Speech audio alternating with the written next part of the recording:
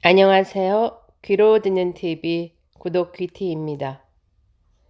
제 채널명 귀티 앞에 구독이 왜 붙어 있는지 여러분 아세요? 왜겠어요? 구독해달라는 소리죠. 오늘 제가 읽어드릴 제가 쓴 글 제목은 석기시대가 그리워입니다. 이렇게 말씀을 드리면 또 어느 분들은 신석기인지 구석기인지 더 자세하게 설명하시오 이럴지도 모르겠는데요. 다 듣고 나시면 어느 시대인지 여러분 스스로 판단할 수 있게 되실 겁니다. 본문 들어갑니다. 아는 사람은 알고 모르는 사람은 모르겠지만 저는 몇 년 전에 제 라이프 중에서 아주 큰 사건이 있었습니다. 원래 그런 것에 소연하다고도 생각을 했고 이보다 사실 더 큰일에도 흔들리지 않는 강철 멘탈을 가지고 있거든요. 그렇기 때문에 저는 저의 그 꿋꿋하고 강한 정신을 물려주신 제 조상님께 늘 감사하게 생각하며 지냈습니다. 그랬는데 웬걸 막상 다시 그런 일을 겪으니까 쉽게 지나치지가 않더라고요. 표면적으로 저는 울거나 뒹굴거나 하지는 않았습니다. 그런데 감당하지 못할 증세가 하나 생겼습니다. 제가 너무 말이 많아졌다는 겁니다. 그 무렵을 구체적으로 얘기를 하자면 2018년도입니다. 그 무렵에 제가 만나는 모든 사람들은 상하주의를 막론하고 제가 하는 내가 얼마나 원통하고 비통하고 애절한지에 대해서 들어야만 했거든요. 시간과 상황만 있으면 누구든지 앞에 세워놓고 제가 끊임없이 말을 할 수 있었습니다. 그것도 제주라고 하면 제주가 되겠죠. 목도 안 아픕니다. 막 10시간을 늦게 어떤 분을 잡고 제가 여지까지 살아온 라이프에 대해서 인생 전반에 대해서 토로했던 날도 있었습니다. 알죠? 그렇게 하는 내가 얼마나 이상하고 비정상적인지 제가 느낍니다. 아니 느꼈습니다. 아는데도 제가 제어가 안 되는 겁니다. 앞에서 나를 위로하는 그들 모두가 지치고 지쳐서 속으로 얼마나 나를 욕을 하면서 분수라고 했을지 제가 그때도 느꼈고 지금도 압니다. 제가 미친 듯 사랑해서 이루어진 가정은 아니었다고 쳐도 이미 그 남자의 마음이 떠난 지 6년이 넘었다고 쳐도 그래도 가정이 깨어지기 전까지 그 가정을 이끌고 살아왔다는 월간과 자부심이 있었는데 한순간에 그게 박살이 났다고 생각을 하니까 저도 왜 이런 이상 증세가 제게 생겼는지 잘 모르겠습니다. 시간이 지났어요. 여기서 제가 왜 이걸 보여드리냐면 여기까지 적었더니 김밥이 젤리로 이 아직 덜 마른 잉크를 이렇게 뭉개는 바람에 글자도 이렇게 뭉개졌습니다. 겨우겨우 안정을 되찾았다 싶었거든요. 그런데 요즘 새로운 어떤 일과 맞물려서 그때를 다시 떠올리게 되는 겁니다. 안정을 되찾았다고는 하지만 여전히 저는 말이 많고요. 그 증상이 안정을 되찾아도 고쳐지질 않는 겁니다. 친구의 표현에 의하면 제가 하는 모든 말이 남의 얘기는 아닙니다. 다 제 얘기입니다. 그런데 그 주제가 전부 신세 한탄이고 비극적이고 어둡고 공허하고 우울하고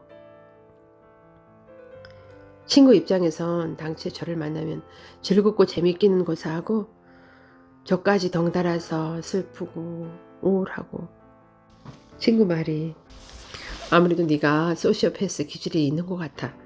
심리 상담을 꼭 받아보라고요. 그래, 그 말을 듣고 나니까 생각이 났습니다. 내가 아주 예전에 우울증을 앓았던 기억이 있어요. 물론 지나고 나니까 그때 나 우울증을 앓았었구나 이런 생각이 들었습니다. 사실 제가 그때 우울증을 앓았는지 어쨌는지 병원을 가지 않았기 때문에 단언을 내려서 말을 할 수는 없는데 그때 제가 경제적인 이유 때문에 치료를 받지 못했거든요. 친구한테 말했죠. 쌀독에 쌀이 떨어져서 어떻게 먹고 사나 이 걱정을 하고 있는 판국에 내가 너무 우울한 것 같아 이러고 병원을 가겠냐고요. 그랬더니 친구가 말을 하더라고요. 그때 그 우울증을 다 치료하지 못한 상태에서 계속 이어져서 현재 여러 가지 만나는 어떤 개인적인 정신적인 문제와 충격까지 더해져서 제가 성격이 이상해진 것 같다고요. 일단 친구한테 말했습니다. 저는 지금도 여유롭지는 못하거든요. 피가 나거나 어디가 부러진 거 아니면 눈에 보이지 않는 증상 때문에 병원을 찾을 여유는 없다고요. 그랬더니 친구가 의료보험 될걸? 이렇게 말하더라고요. 여기서 두 번째 문제가 생깁니다. 의료보험이 된다고 해도 여기가 지금 미국이잖아요. 이 정신적이고 심리적인 걸 말을 하려면 일단 영어로 딸딸이 붙딸이 하는 정도의 표현 가지고는 안 될 것 같아요. 한국말을 아주 잘하는 심리 상담사가 있어야 되는데 찾기가 어렵죠. 여기가 캘리포니아도 아니고 뉴욕도 아니고 조지아죠. 조지아라는 지형적인 위치가 미국에서는 그렇게 대도시가 아닙니다. 그래서 제가 생각을 했죠. 내 병은 내가 알아서 고쳐야 되는구나. 내 스스로 치유할 방법밖에 없구나. 그러니까 일단 제가 찾아봤죠.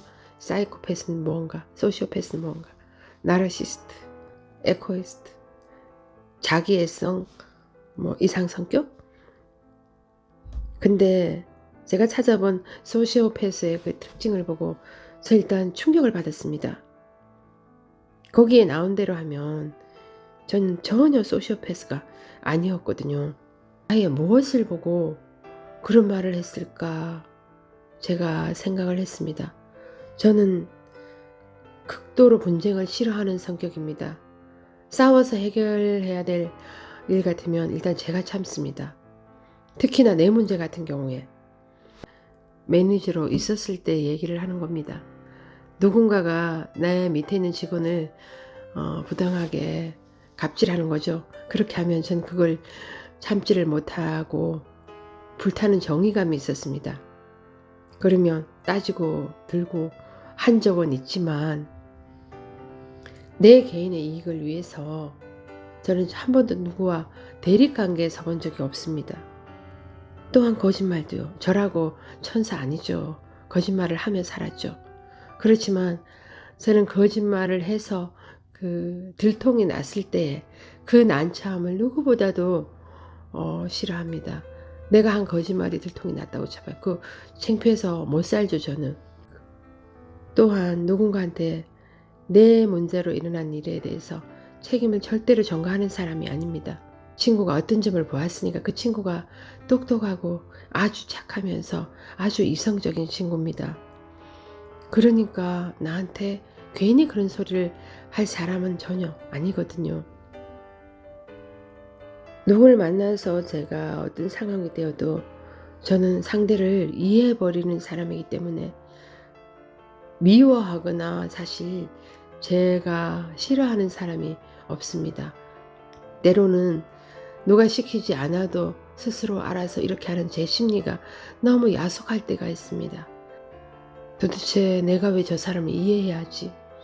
이해와 배려가 제가 마음먹어서 되는 게 아닙니다. 저절로 되더라고요. 오지랖이 내가 쟤를 도와주면 쟤한테 뭐를 보상을 받을 수 있고 그러면 나는 뭐가 이득이고 이런 걸 전혀 생각하지 않은 상태에서 따다닥 자동으로 이루어집니다. 이런 나한테 소시오패스 같은 점이 보인다고 하니까 일단 충격을 받았고요. 그래서 제가 심리에 대해서 조금 찾아보게 된 거죠. 심리에 대해서 찾아보았더니 사람의 심리가 너무 구분 지어놓은 게 너무 많아요. 나르시시즘, 경계성격장애, 에코이스트, 또 어느 채널은 그러더라고요. 한 사람이 있어도 그 심리가 어떨 땐 이러하고 저럴 땐 저러하고 여러 가지로 성격이 갈리더라고요. 소시오 특징, 나르시스트 특징, 에코이스트 특징, 자기애적 인격장애, 경계성 인격장애, 또 무엇. 이쯤 되니 제가 머리가 너무 복잡해져서 입에서 저절로 탄성이 나오더라고요.